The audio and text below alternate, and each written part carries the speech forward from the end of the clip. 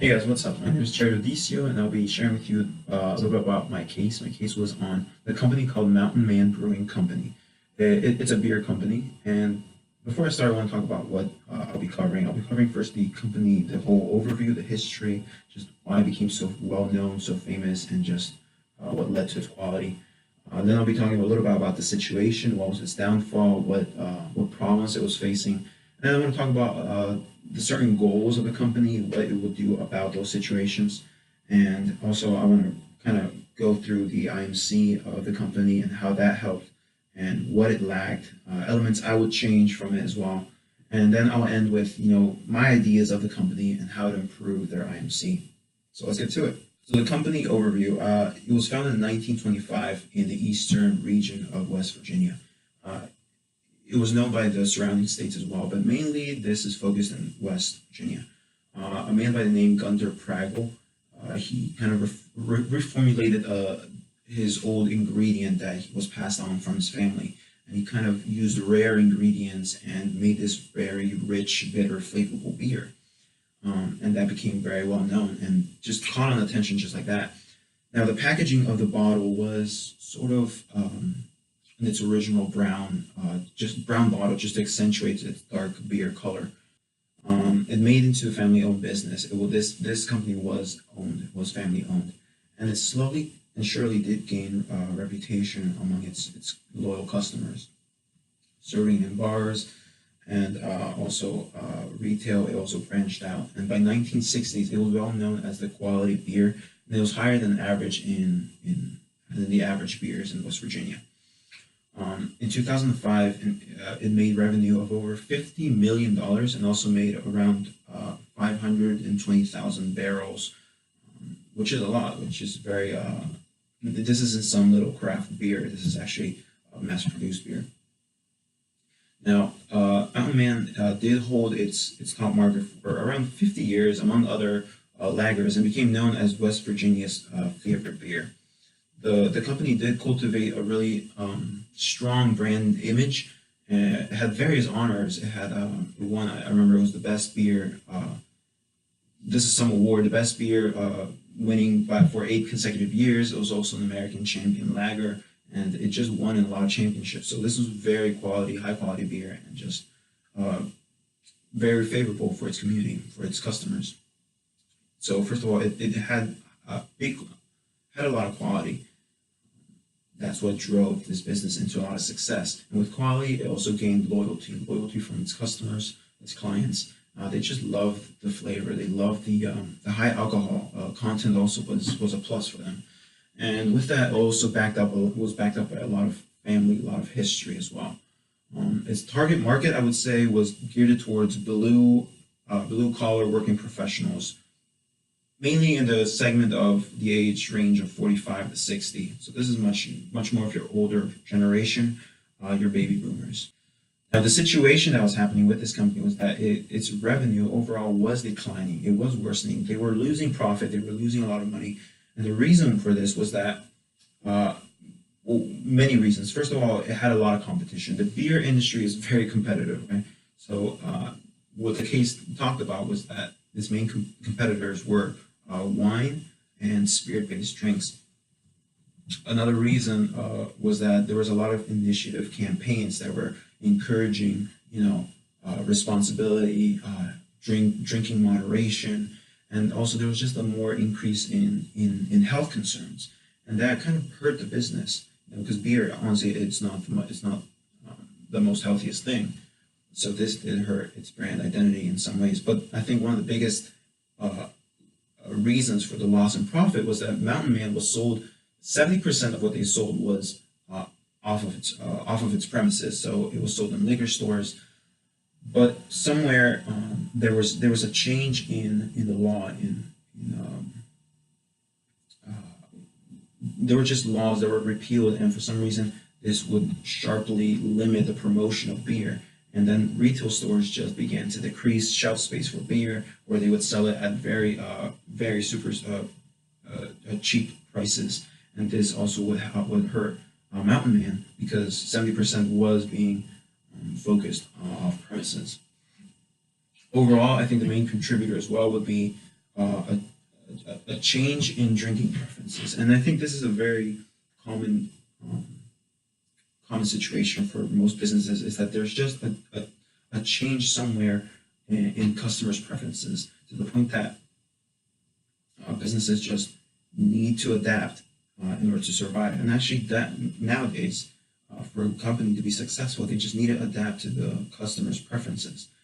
And this is one of the problems Mountain Man Brewing Company was having is that because there was a drinking change preference, it also changed the dynamic, the consumer dynamics. Originally, the beer was appealing to the older generation, the baby boomer generation, like I said. It wasn't really fitting with the preferences of the younger generation. And now the baby boomer generation is kind of dying off, and the younger generation is taking over. But the company wasn't really adapting to that change. In fact, it was being more traditional and had this idea of, well, we've always done it this way, so why do we need to change it? It's always worked that way. But it was losing profits, and I think that was one of the biggest contributors. There's a younger demographic that preferred now a more light beer. You see Moors Light, you see Bud Light, you see Coors Light, Miller Light. All these beers are now adapting to what the customer now wants, which is lighter beer, lighter taste, less alcohol. And the light beer just doubled from 2001 to 2005.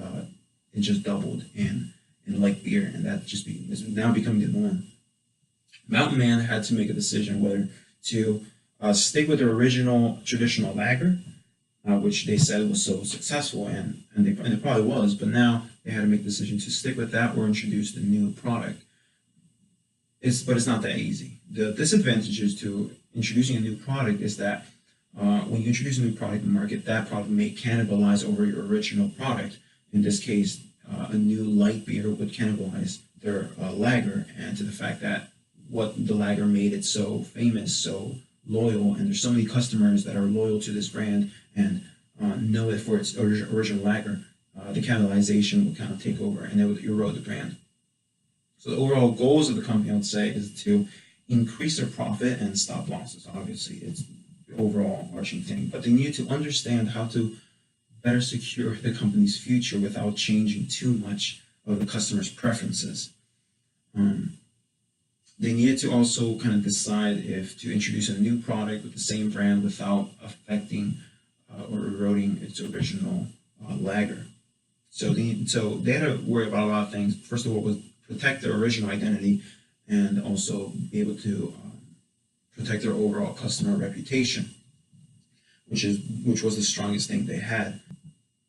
Putting a new product is not cheap. It would take a lot of core production costs for sales and also marketing costs, and to the point where the company had to decide whether this was profitable, whether this was reasonable, or if the break-even point was just too far away and not really realistic. How IMC helped, I think IMC helped in the fact that it stuck to more of a grassroots marketing strategy. It did not stick to its contemporary marketing strategies with what other beer companies were doing. In fact, it was sticking to what it always was doing, which was word of mouth. They targeted also to small percentages of middle blue collar customers to account for larger percentages of sales. Some elements that I would change is that they were appealing to the wrong target market. That's what I think. They were appealing to the wrong demographic. Yes, it worked for the baby boomers, but now there's a new market that's emerging. Even though word of mouth did work for them in the past, there's no guarantee that it's going to work for them now, especially for a generation that is so that relies a lot on media for communication. And if it's not making use of that, then it's not going to be profitable. A business must adapt to its emerging market. I'll also say that there's a lot of untapped potential that I would change. The fact is that light beer, in the case, they talk about how a large demographic of men and women loved light beer. They preferred it more than traditional lagers. But the fact that they talked about women preferring light beer gave me the idea that, wait a second, they can diversify their brand, their products to target not only young men, but also women that might be interested in the brand and can learn to like it as well. So some ideas for the company to improve would be, yes, I would launch the new light beer, even though there are disadvantages, even though there was some conflict within the company as to whether or not this was the right decision. I would definitely go with bringing in the new light beer, Mountain Man light beer, for under the same brand name. My marketing strategy for that would be, because that's where the money is, right? So my marketing strategy would be come up with a more trendy name, a better slogan for not only the light beer but also the original traditional lager. I wouldn't tamper too much with the original stuff because customers know and are very it has a big reputation because of its originality. Um, I will implement extensive campaigns both offline and online, especially online with social media. I would do stuff there, just appeal in any way I can to younger generations.